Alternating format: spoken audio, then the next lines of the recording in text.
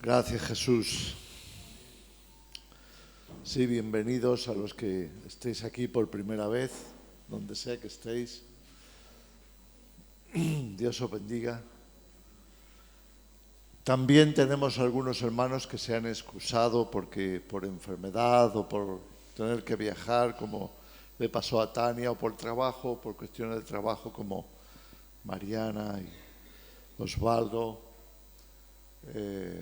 Ángela, que está malita con la garganta. Gracias. Bien, ellos se han disculpado y creo que es bueno, es un buen ejemplo para todos nosotros, que cuando tenemos un encuentro con el pueblo de Dios, con la familia de Dios, si no podemos acudir, pues lo decimos.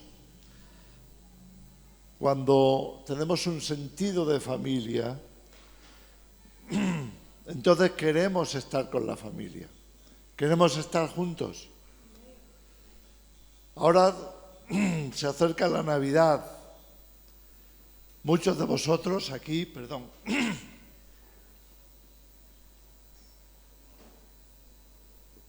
muchos de vosotros tendréis ese recuerdo de haber estado quizá en la última Navidad o hace años, todos juntos en casa, en la familia. Pero también muchos han tenido que salir de sus familias y han tenido que viajar lejos y han tenido que buscar trabajo lejos de sus hogares y se han visto impedidos de poder celebrar la Navidad juntos. Gracias a Dios tenemos la familia de Dios. Y aunque nos falte nuestra familia carnal, sin embargo, la familia espiritual está cerca. Y podemos estar reunidos, no solo en la Navidad, sino cada semana. Y eso es un privilegio, es una tremenda bendición que Dios nos da.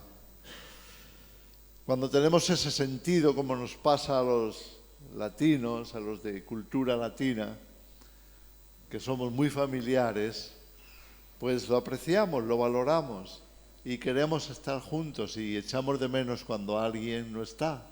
Y preguntamos, ¿qué le pasó? ¿Qué le pasa a tal? ¿Está enfermo? ¿Está malito? Así que los valoramos. Valoramos a cada miembro de la familia de Dios. Valoramos a cada hijo, cada hija. Todos somos valiosos delante de Dios. Y Él está con nosotros y nos arropa y nos abriga y nos llama como el Padre a los hijos. Bien, me gustaría que pudiéramos hacer una oración para recibir la palabra como semilla implantada en nuestros corazones. La razón por la que tenemos la palabra de Dios, entre otras cosas, es para seguir cultivando la verdad en nuestras vidas. Es la semilla, la palabra de verdad que implantada en nuestros corazones produce, lleva fruto y libera. Es importante que entendamos el por qué Dios ha sembrado su palabra en esta tierra.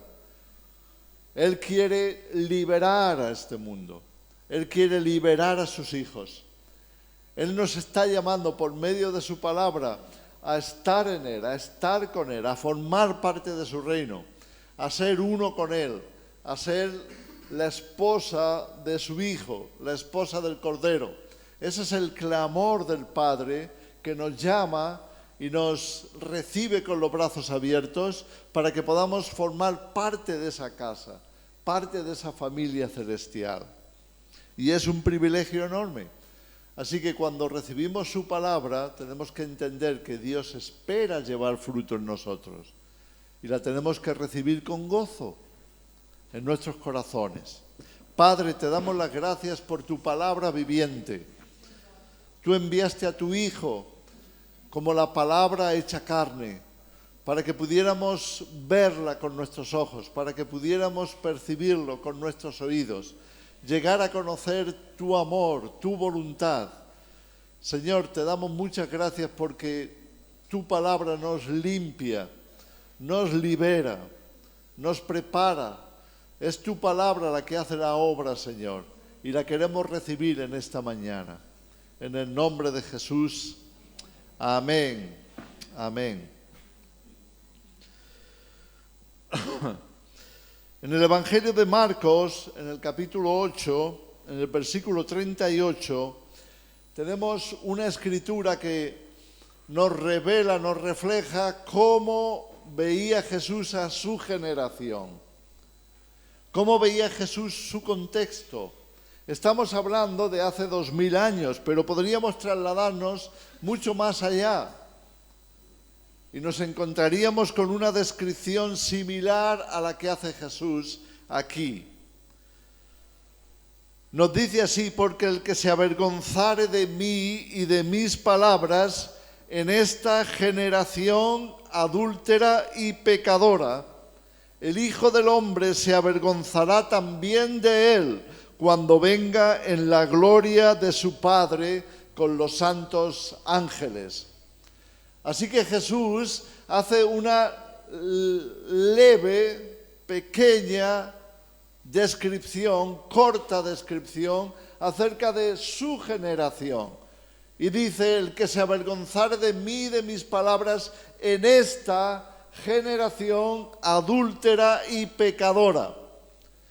Así que podemos ver cómo Jesús no vivió en un tiempo en el que todo el mundo era bueno, todo el mundo era santo, todo el mundo hacía la voluntad de Dios, buscaba el bien y vivían de acuerdo con los propósitos divinos. No, ese no era el caso.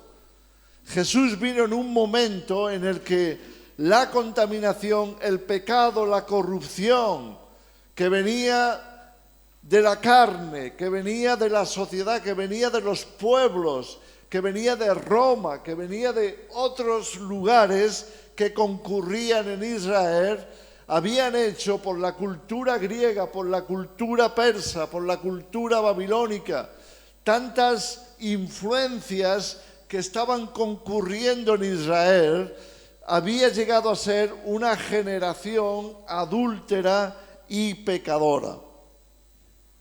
Jesús no viene a un lugar donde está lleno de gente de bien, no. Viene a un lugar donde el pecado abunda. El apóstol Pablo, mostrando la gracia y la misericordia de Dios, dijo aquella frase que donde el pecado abundó, sobreabundó la gracia.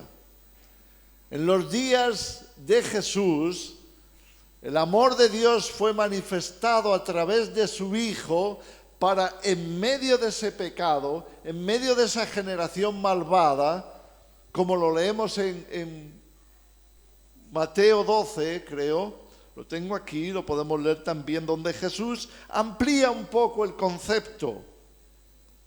Mateo 12, versículo 39, leemos: Él respondió y les dijo: la generación mala y adúltera.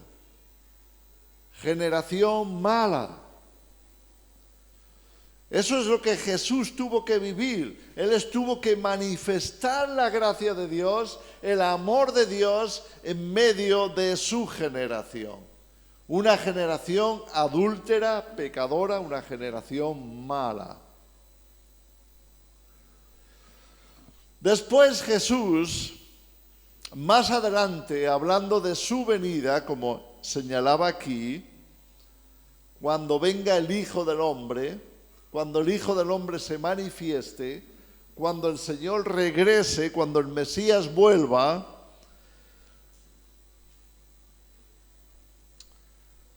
Él había pronunciado aquellas palabras que citábamos el último día, el domingo pasado: hallará fe en la tierra. Cuando el Hijo del Hombre venga, hallará fe en la tierra. Y Él estaba dándonos señales de cómo serían las condiciones del mundo, las condiciones de la sociedad en ese momento. Y una de las cosas que nos refiere el Señor es a los días de Noé y a los días de Lot. Un mundo en el que vivió Noé, que también fue una generación adúltera y pecadora, una generación mala en extremo. Un mundo contaminado, plagado por el pecado, plagado por la maldad. En los días de Lot, el sobrino de Abraham, que él había escogido trasladarse a Sodoma, no sé si él conocía lo que pasaba en Sodoma, porque era una tierra extraña, extranjera para él. Solamente vio los pastos, vio las riberas del Jordán, vio que crecía fruto, crecían árboles, crecía hierba, y para sus rebaños aquello significaba economía. Así que Lot se dejó llevar por la economía, lo que fuera mejor para su negocio. Y dejándose llevar por esa impresión de que allí está más verde, le dijo a su tío Abraham: yo escojo el Jordán, yo escojo el valle. Y de esa manera él tomó sus rebaños y se trasladó a Sodoma. Así que no todo lo que reluce es oro, ni donde hay prosperidad y abundancia la gente es mejor. No nos podemos dejar llevar por las apariencias, ni podemos confundir prosperidad con bendición. Si eso fuera así, si donde hay más prosperidad hubiera más bendición, estaríamos diciendo que la presencia de Dios se hace más fuerte con los ricos. Pero no es la realidad, no es la verdad.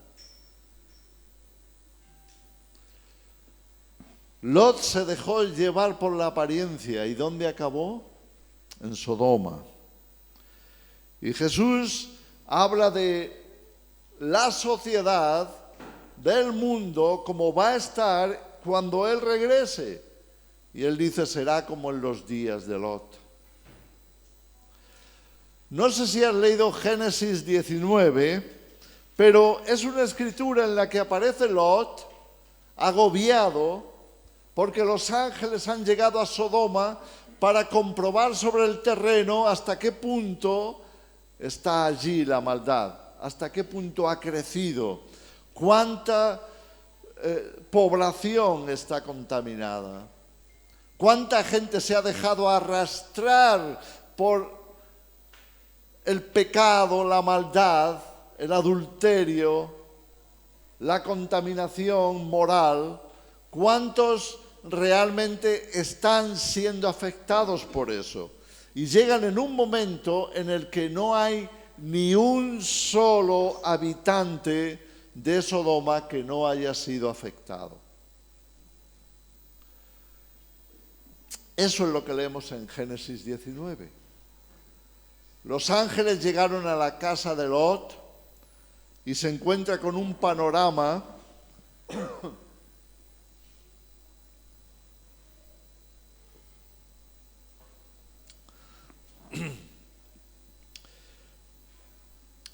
espectacular, terrible.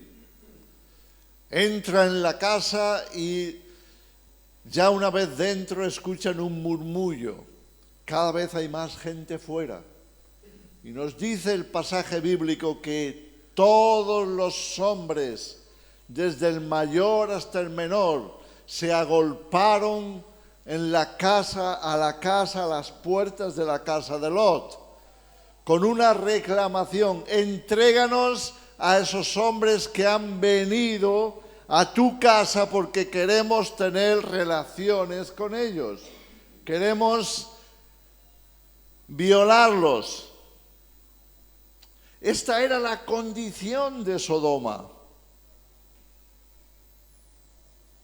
Hasta el punto que Lot, sin saber qué hacer, sale a la puerta y les habla y les dice: por favor, no hagáis esa maldad. Tengo 2 hijas vírgenes, os las puedo sacar para que hagáis con ellas lo que queráis. Yo no sé hasta qué punto un padre puede llegar a ese extremo. ¿Hasta qué punto la maldad puede crecer hasta avergonzar de lo más profundo a un padre de familia capaz de entregar a sus hijas vírgenes para que las violen? Hermanos, cuando hablamos de una generación malvada, pecadora, estamos hablando de que el pecado puede crecer hasta alcanzar cotas inexplicables, inconcebibles.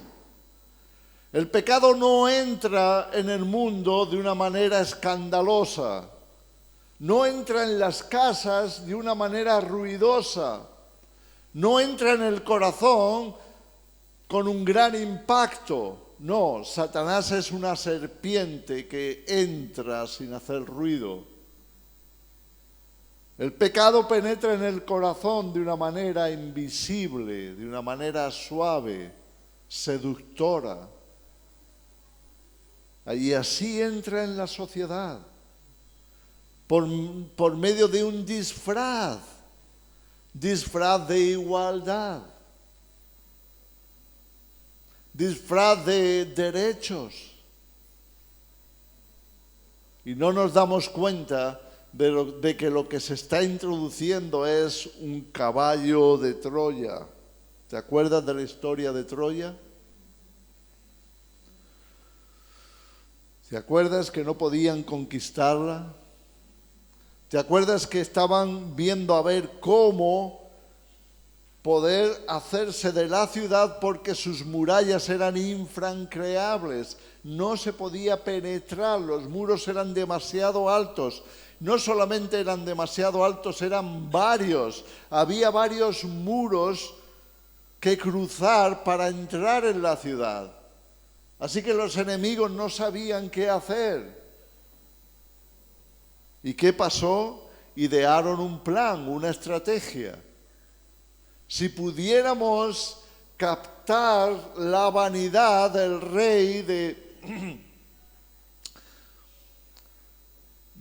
Troya, entonces le podemos agasajar, le podemos decir: estamos aquí para daros un regalo. Ya vemos que no podemos con vosotros. Vosotros sois más grandes que nosotros. Vosotros sois más listos, más fuertes, más poderosos. Y nos vamos a retirar. Pero antes de retirarnos, queremos agasajaros, queremos daros un regalo que os honre. Y habían construido un enorme caballo de madera. Y entonces le dijeron al rey: acepta nuestro regalo, es en tu honor, para que tengas un recuerdo antes de que nos vayamos. Y yo creo que todos habéis visto en el cine lo que pasó. Lo cuenta Homero en la Ilíada. Entonces aquel caballo entró en la ciudad y una vez que los ciudadanos estaban descansando, ya tarde, abrió la puerta el ejército que estaba dentro de aquel caballo, abrió la puerta, descendió a las calles de Troya y comenzó a quemarla y a matar a sus habitantes. Así es el enemigo. Te lo pinta bonito. Te lo pinta como algo bueno para ti. Es que es bueno para la sociedad. Es conveniente para que haya más igualdad, para que todos tengan sus derechos. Y están introduciéndose, metiéndose en todo lugar para quemarlo, para poder incendiarlo, para poder de esta forma derrotar a la población, despojarla de su moral, despojarla de su fuerza, de sus valores, de sus principios. ¿Podemos entender esto? como la obra del enemigo para corromper una sociedad, corromper una familia, corromper un matrimonio, corromper una relación familiar, la relación con los hijos, la relación con los hermanos. Va a utilizar alguna estrategia que tú no esperabas. Va a utilizar algo que tú veas primero como bueno, como positivo. Y si no tienes los ojos abiertos y si no estás despierto en el espíritu, el caballo de Troya entrará para destruirte. El caballo de Troya ha entrado en la sociedad por medio de leyes de igualdad, por medio de derechos, de colectivos que son inmorales. Colectivos que viven una vida desenfrenada en el pecado. La generación adúltera y pecadora que menciona Jesús también nos ha tocado a nosotros. Incluso parece estar creciendo hasta el punto de querer destruirnos de forma descarada.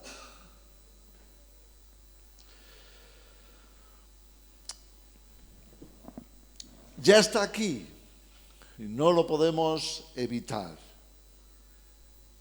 Ahora, ¿qué podemos hacer? ¿Cuál es el propósito de Dios en esta generación? ¿Qué quiere hacer Dios ahora?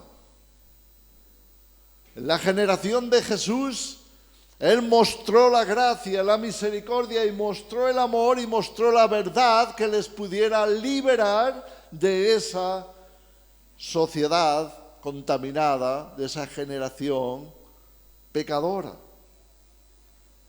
¿Cómo?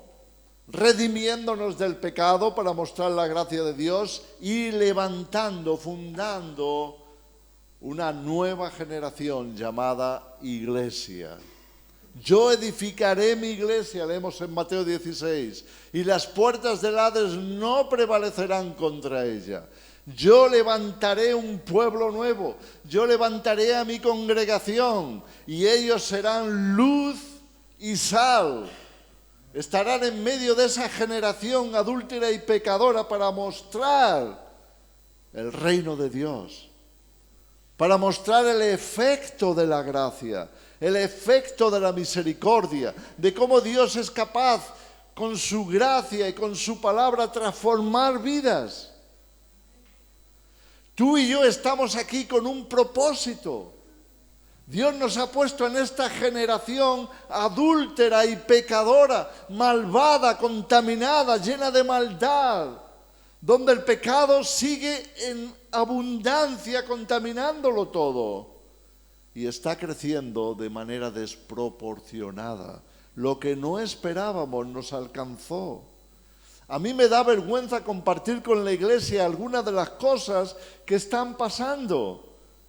Pero hay un programa dedicado a los niños en esta generación aquí, y no solamente aquí, sino que se está extendiendo por todo el mundo, programas para sexualizar a los niños desde chiquititos y homosexualizarlos. Están metiéndose en los dibujos animados, en las películas de Hollywood.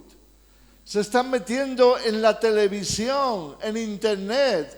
Y los niños, especialmente cuando los padres no están, también se meten ahí. Y tú dejas a tu hijo en la escuela y lo dejas en manos de quien piensas que les va a ayudar a formarse o les va a ayudar por lo menos a aprender cosas buenas, y de pronto aparecen en una clase personas con intenciones malévolas de despertar su sexualidad a los 5 años, a los 6 años, incluso antes, y prepararlos para la pederastia. Esa es la generación que nos ha tocado. Prepararlos para un mundo de homosexualidad. Esa es la generación en la que hoy estamos. ¿Qué podemos hacer? Hay mucho que podemos hacer, pero lo más importante es entender el propósito. ¿Por qué razón Dios nos ha puesto en esta generación, en medio de estas maldades? Sería terrible si yo os pasara, no lo haré, para no amargaros el día, pero sería terrible, yo los he visto, las cosas que aparecen en vídeo para niños de hoy, con muñecos, de una forma inocente, aparentemente inocente. Y es vergonzoso para un adulto. Para un adulto es vergonzoso porque estamos hablando de pornografía. Para un hijo de Dios es terrible y para nuestros niños es aplastante. Esa es nuestra generación. La generación adúltera y pecadora.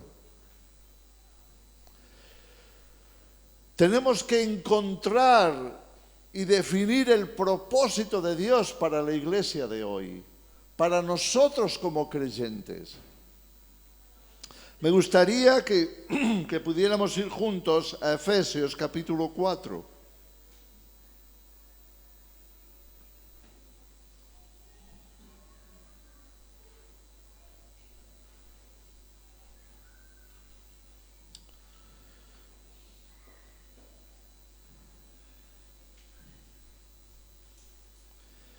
Vamos a leer desde el versículo 17.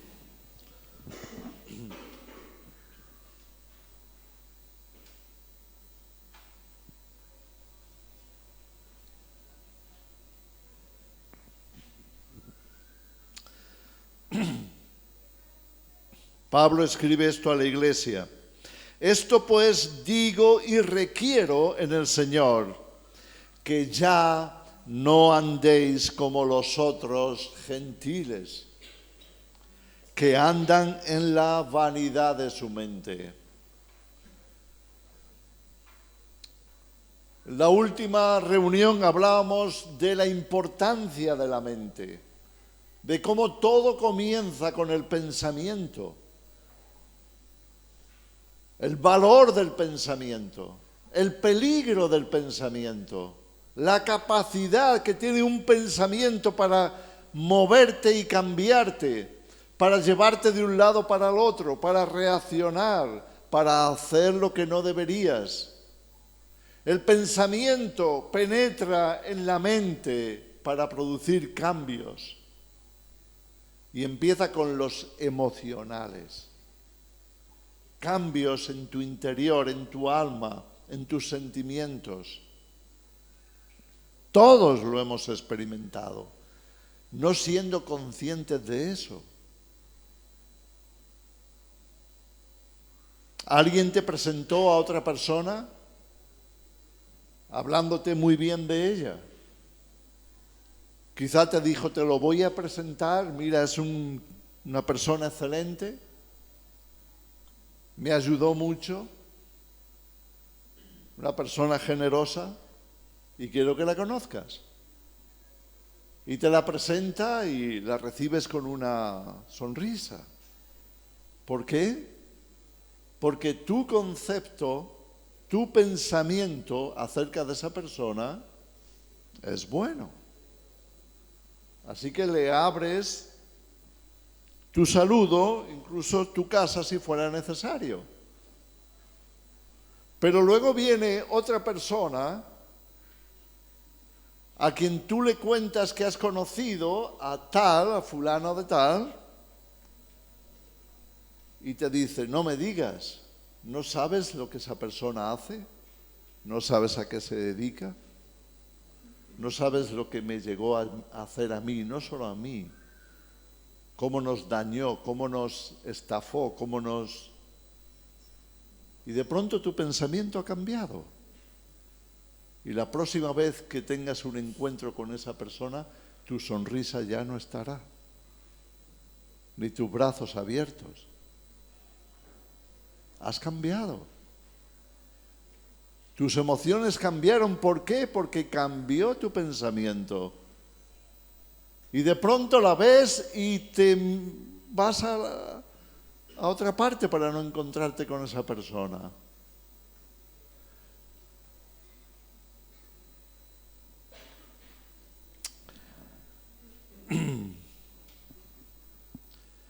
De nuevo te encuentras con ese amigo que te habló mal de esta persona y dices, la he visto y no la he saludado. Y el otro que no se acuerda bien dice, ¿de quién me hablas? Dice, pues de fulanito. Él dice, bueno, yo no sé de quién me hablas porque yo no te he dicho nada de esa persona. Sí, tú me dijiste que era mala persona, que te había hecho daño. No, pero no me refería a ese. Nos hemos confundido. Yo no te hablaba de esa persona, te estaba hablando de otro. Perdona si es que ha habido una confusión.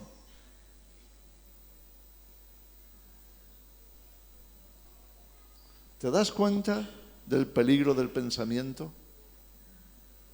¿Te das cuenta de que solo un pensamiento que tú dejes entrar negativo a tu mente te va a manipular tus pensamientos, va a manipular tus emociones, va a manipular tu actitud, va a manipular tu carácter, porque te has dejado llevar por pensamientos que no son fiables. Es por eso que Dios quiere poner remedio en el ser humano. ¿Cómo? Poniendo en nosotros sus pensamientos. No los pensamientos del hombre, no los pensamientos de la sociedad, sus pensamientos. Porque son sus pensamientos los únicos que nos pueden asegurar de que nuestras emociones estén a salvo. Son sus pensamientos los únicos que nos pueden liberar. Y es lo que Pablo trata de enseñar aquí a la iglesia. No andéis como los demás en la sociedad, que andan en la vanidad de su mente. Están de continuo pensando en lo que no conviene. ¿Cómo? Vivimos en una sociedad de la comunicación. ¿Sabes cuántas horas pasa el promedio de los ciudadanos viendo la tele? 3 horas cada día. La media son 3 horas por habitante viendo la televisión. Ahora, ¿viendo qué? Y en el rango más alto de lo que se ve están los mal llamados programas del corazón, que es el corazón malo. Son programas que están continuamente saltando desde la televisión a los hogares con todo tipo de maldad, de engaño, de adulterios, de falsedades, de rencores, de luchas familiares, de enemistades, de pleitos.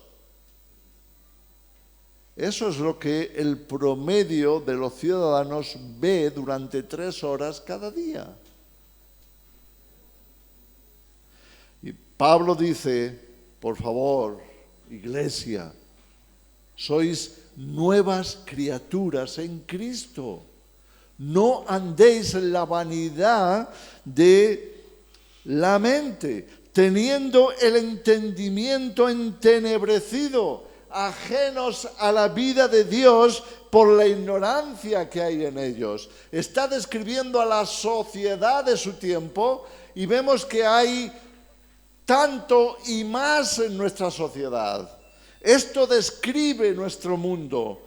Teniendo el entendimiento entenebrecido, ajenos de la vida de Dios por la ignorancia que en ellos hay. Esos son los que nos gobiernan. Tenemos un aspirante a presidente en este país que dice abiertamente: yo no creo en Dios y creo que la religión sobra en las escuelas. Pero está tratando de imponer en las escuelas la enseñanza de la sexualidad para niños de 3 años en adelante.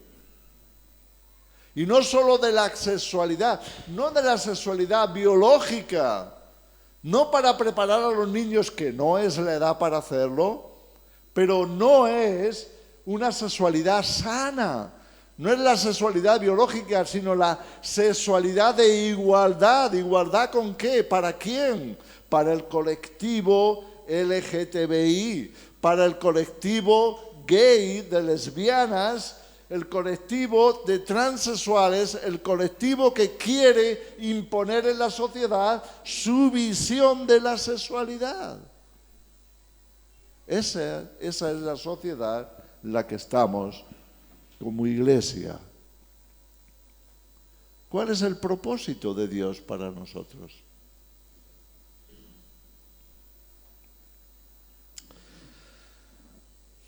Hace tiempo leí en un libro de guerra. Digo un libro de guerra porque es un libro militar, muy antiguo, que se llama así: El arte de la guerra.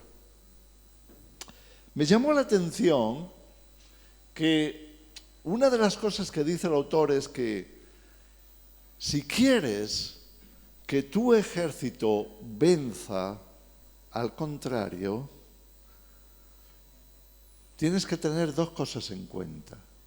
Primero, la misión más importante no es destruir al enemigo. La misión más importante es ganarlo para tu causa. Trata de convencerlo de que tú llevas la razón y de que deberían unirse a ti, que no quieres acabar con ellos, que no los quieres matar, que lo que quieres es compartir tu vida, tu sociedad, tu pensamiento, tu cultura, tu moral con ellos, porque es mejor que la de ellos. Curioso. Y después dice, hay otra cosa más. Es que si tú quieres ser el bando vencedor, tú tienes que tener una moral superior. No puedes conquistar a tu enemigo desde una moral más baja, inferior. Tienes que tener una moral superior. Hermanos, yo creo que esto también lo encontramos en la Escritura. Es que Dios nos ha mandado a la iglesia a amar a nuestros enemigos, ganarlos a la causa de Cristo, conquistarlos para el reino. Pero eso requiere que haya en nosotros una moral más elevada. No podemos pretender ganar para Cristo a aquellos que están a nuestro nivel moral o inmoral. Si estamos viviendo como iglesia en este mundo de la misma manera que vive el mundo, nuestra moral no será mejor que la de ellos. Si los mismos pensamientos que están contaminando a la sociedad están también metidos en nuestras casas, metidos en nuestras cabezas, si vemos los mismos programas de televisión, si escuchamos las mismas opiniones, si nos estamos dejando llevar por la corriente del mundo, nuestra moral no será suficiente para conquistar a ese mundo. Es por eso que Dios nos ha llamado a santificarnos, a levantarnos por la verdad, a consagrarnos a Dios, a decir: Señor, yo soy tu iglesia, yo soy parte de tu ejército, parte de tu reino. Yo quiero estar en este mundo para hacer una diferencia, para que se vea tu verdad, para que se vea tu luz.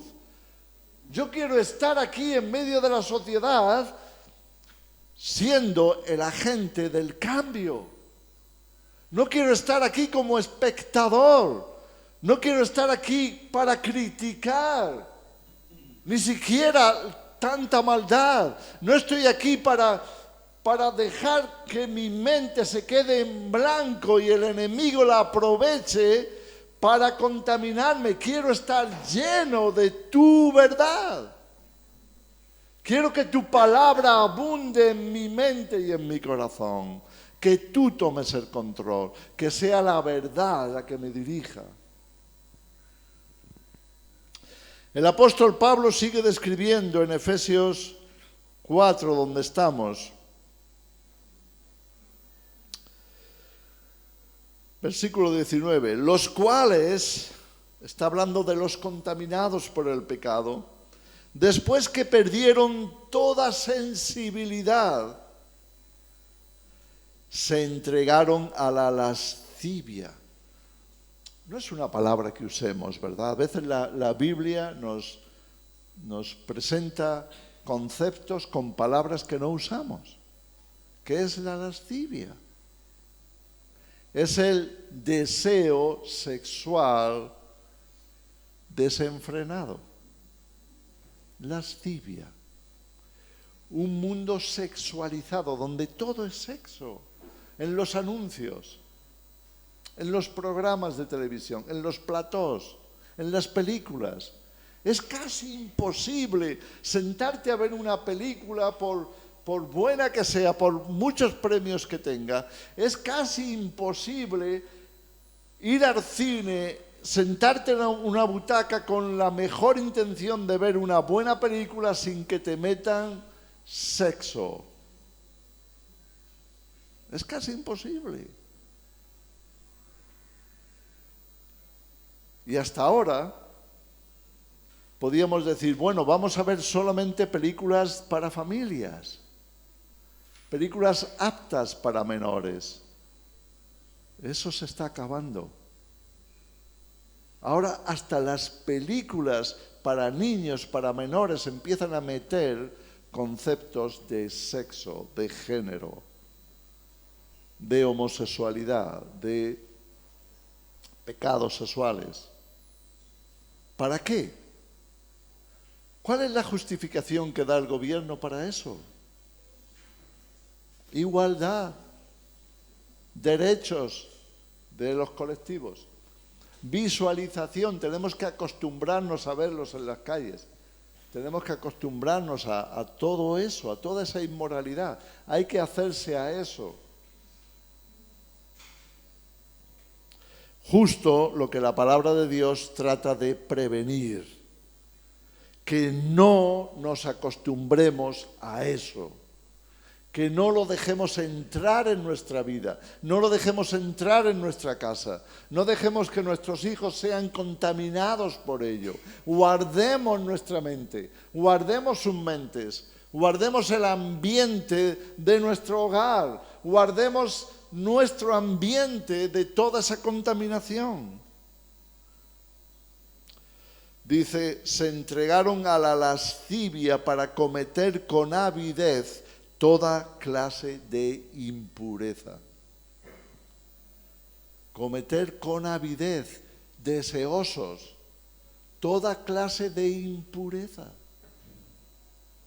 Lo que no te cuenta el gobierno, lo que no te cuenta la sociedad, es que los injustos no heredarán el reino de Dios, ni los adúlteros, ni los homosexuales. La Biblia es clara al respecto. Ni las lesbianas no entrarán en el reino de Dios, a menos que se arrepientan. A menos que la generación adúltera y pecadora se arrepienta y cambie, no entrará en el reino de Dios. Pero dejamos muchas veces que el enemigo nos invada. El enemigo es astuto, sabe cómo conquistar una ciudad. Una ciudad puede estar tremendamente amurallada, pero buscará la forma. ¿Sabes cómo se hacía en la antigüedad, en ciudades menos complicadas que Troya? Menos complicadas de conquistar.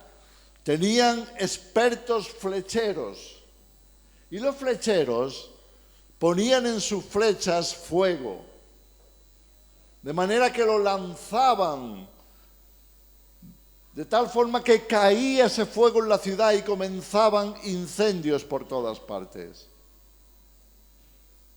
El enemigo es astuto, sabe cómo destruir una ciudad, sabe cómo contaminarla, sabe cómo quemar la moral de un pueblo, sabe cómo atacarlo de tal manera que destruya a esa ciudad.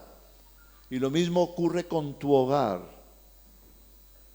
y lo mismo ocurre con la iglesia, lo mismo ocurre con una congregación que no se guarda. Lo mismo ocurre en una casa donde los padres no asumen responsabilidad. Lo mismo ocurre en cualquier lugar donde se le deje al enemigo atacar sin resistencia. Si no se apagan los fuegos, la ciudad arderá. Si no apagan los fuegos de las flechas del enemigo contra tu matrimonio, te aseguro que acabarás en divorcio.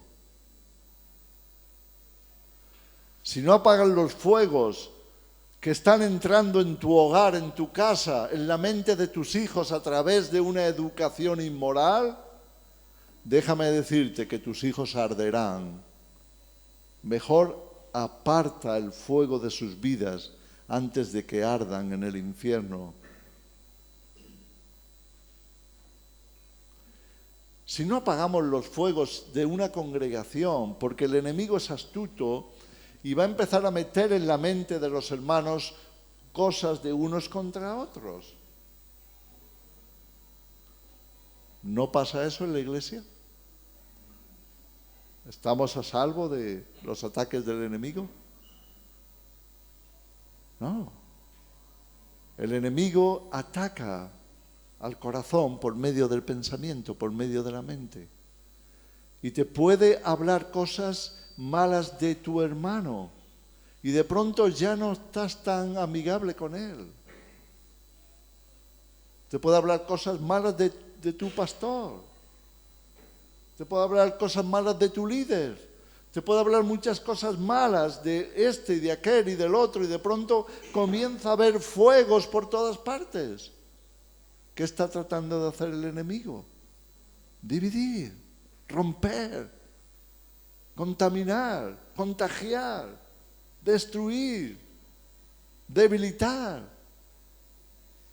Si el enemigo logra debilitarnos, entonces ya no seremos resistencia para el enemigo. Más que nunca hoy el mundo necesita una iglesia unida, una iglesia firme en la fe, con una moral, no varias morales, una moral basada en la palabra de Dios. La iglesia necesita hoy resistencia en el espíritu, capacidad de aguante para poder amar y corregir. No basta con amar. Hay que corregir, no basta con que ames a tu hijo, tienes que corregirlo.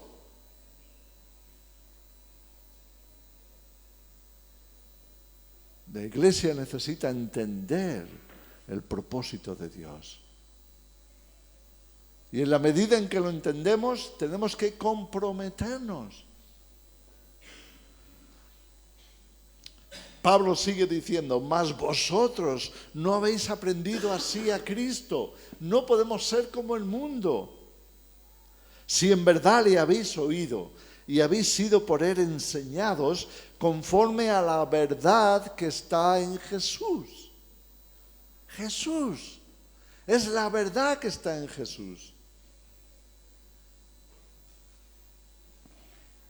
Los cristianos hoy día lo tenemos fácil, tenemos Biblias de todos los colores, de todas las formas, hasta en el móvil, como me pasa a mí, en el ordenador. Tenemos Biblias de tal manera que no tengamos excusa para que no nos falte la palabra de Dios en todo tiempo. Quizá antes no podías llevarte tu Biblia al trabajo, pero ahora lo tienes fácil. El problema no es si tienes Biblia. Ya no es un problema eso. El problema es si la meditas, si la grabas en tu corazón, si la mantienes viva en tus pensamientos. La verdad que está en Jesús, la verdad que está en Jesús. Tenemos Biblias hasta con las palabras de Jesús en rojo. No tenemos escapatoria. ¿Queremos saber lo que Jesús piensa? Abre tu Biblia, seguramente la encontrarás en rojo. Y si la tuya no está en rojo, tú también le puedes pasar un rotulador, un lápiz rojo. Y te será fácil saber el pensamiento de Jesús. ¿Qué piensa Jesús? ¿Cuál es la verdad revelada por Él? ¿Cuáles son sus pensamientos? Porque Él quiere que sus pensamientos sean nuestros pensamientos, para que sus caminos sean nuestros caminos. De otra forma, acabaremos perdidos con el mundo. Acabaremos contaminados, enfermados de muerte por el pecado. En cuanto a la pasada manera de vivir, despojaos del viejo hombre, que está viciado conforme a los deseos engañosos. No basta con decir, he recibido a Cristo, me he bautizado, voy a la iglesia, no falto, cada domingo estoy allí. Y todo eso es importante y es muy bueno, pero no es suficiente. Tenemos que despojarnos, tenemos que sacar de nosotros aquello que trajimos del mundo. Quizá nunca fuiste un drogadicto, así que no tendrás que sacar la droga de tu vida. Pero has sido un mal pensado. Y el enemigo lo ha tenido muy fácil contigo para meter un dardo de envidia. Tienes que sacarlo de ti, tienes que despojarte de eso. El viejo hombre está viciado, dice la Escritura, conforme a los deseos engañosos. No puedes tener ahora la misma actitud, los mismos deseos que tenías cuando estabas en el mundo. No funciona.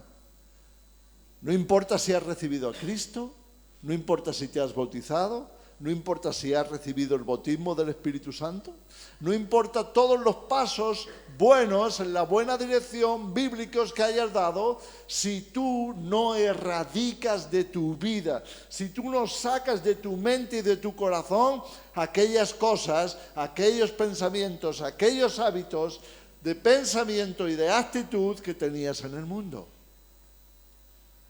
Si en el mundo eras un criticón, una criticona, un chismoso, una chismosa, lo puedes seguir haciendo en la iglesia, ¿no crees?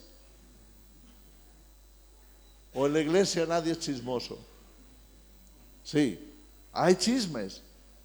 ¿Sabes por qué? Porque no se han despojado de sus viejos hábitos. No se han quitado los viejos ropajes. Todavía los cargan, todavía dejan que esos pensamientos proliferen, todavía miran con recelo al prójimo, todavía hablan mal de lo que sea, del vestido que llevaba o del corte de pelo o de, no sé, hay muchas cosas que criticar. Y todos tenemos cosas criticables. ¿Sí o no? Todos estamos en un proceso. Todos estamos, como nos decía José, todos estamos en construcción. Así que todos tenemos ladrillos por en medio, sacos rotos de cemento, polvo, porque estamos en construcción. Pero es la actitud del corazón la que Dios quiere cambiar. Es la actitud, es el pensamiento, es aquello que hemos traído de un mundo contaminado por la maldad, por el rencor, por la envidia, por los celos. Así que, ¿qué dice Pablo? Despojaos del viejo hombre, que está viciado conforme a los deseos engañosos, y renovaos en el espíritu de vuestra mente. Renovaos. Necesitamos quitarnos cosas y poner otras. Necesitamos dejar atrás algo que no nos conviene, pero también adquirir de la palabra los pensamientos correctos, los hábitos adecuados, la actitud que debemos de tener. Eso es el cambio que Dios quiere hacer. Y tenemos que entregarnos a ello. Tenemos que orar por eso, tenemos que pedirle a Dios que podamos cumplir su propósito en medio de esta generación. Que la gracia de Dios se derrame a través de nuestra vida, cuando la gente pueda ver en nosotros la luz, pueda verlo en nuestros pensamientos, porque de la abundancia del corazón habla la boca, y pueda ver que nuestros pensamientos son de bien, son de bendición, que proclamamos la verdad, que proclamamos la palabra de Dios, que pueda ver que nuestra actitud es diferente, que nos amamos unos a otros, que les amamos a ellos, que amamos incluso a nuestros enemigos. Porque Dios ha transformado nuestra vida, porque somos nuevas criaturas en Cristo, porque ya no estamos en el mundo, mejor dicho, ya no pertenecemos al mundo, estamos en el mundo, pero no somos del mundo. Ahora somos la familia de Dios. Y ahora buscamos la unidad, buscamos la reconciliación, el perdón, la misericordia. Nos envolvemos en la gracia de Dios. Hemos cambiado, hemos salido de lo viejo y estamos en lo nuevo. Hemos salido de aquello que no nos conviene para estar en una nueva situación donde el Rey de Reyes y Señor de Señores nos guía. Amén. Dejadme terminar con esto. Creo que es un privilegio tremendo vivir en esta generación. ¿No lo parece? Porque son muchos los peligros. Estamos expuestos a mucho más de lo que muchas generaciones atrás tuvieron que combatir, tuvieron que bregar, tuvieron que codearse con eso. Pero eso es un privilegio que Dios nos está dando para hacernos más fuertes, para hacernos más sabios, para prepararnos para su venida, para que podamos estar más firmes en la fe, más dispuestos. Si aprovechamos esta oportunidad, esta iglesia, la iglesia de Jesucristo del último tiempo, estoy hablando de todos los creyentes que comprenden el propósito de Dios para vivir de acuerdo con Él en esta generación, seremos la iglesia gloriosa, sin mancha, sin arruga, a la que Jesús viene a recoger, por la que Jesús ha muerto. Somos tú y yo. Por favor, meditemos en la palabra. Hagamos cambios en nuestra vida. Renunciemos a lo malo